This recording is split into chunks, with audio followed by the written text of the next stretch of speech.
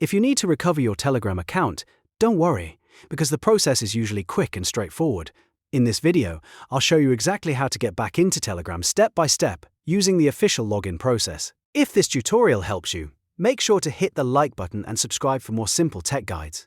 Let's get started. First, open the Telegram app on your phone. If you're logged out or using a new device, you'll see the sign-in screen right away. Here, Telegram will ask for your country and phone number. Start by selecting your country from the list so Telegram can match the correct calling code. After that, type in the phone number linked to your Telegram account. Make sure you enter the number carefully because this is the number Telegram will use to verify your identity. Once the number is entered, tap the option to continue. Telegram will now send you a verification code. In many cases, that code may arrive through SMS, or if you still have access on another device, it may appear inside your Telegram app there. Open the message and look for the code carefully.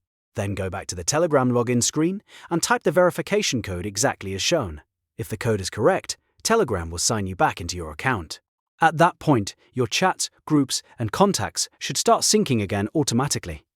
If you don't receive the code right away, take a moment to check that your phone number is correct and that your signal or internet connection is working properly. Also, make sure you're using the same number that was originally connected to your Telegram account. If you have access to your account on another device, that can sometimes make the login process even easier because Telegram may send the code there instead. Once you're back in, take a quick moment to review your account settings, including your recovery options and privacy settings, so you're better prepared in the future. And that's it.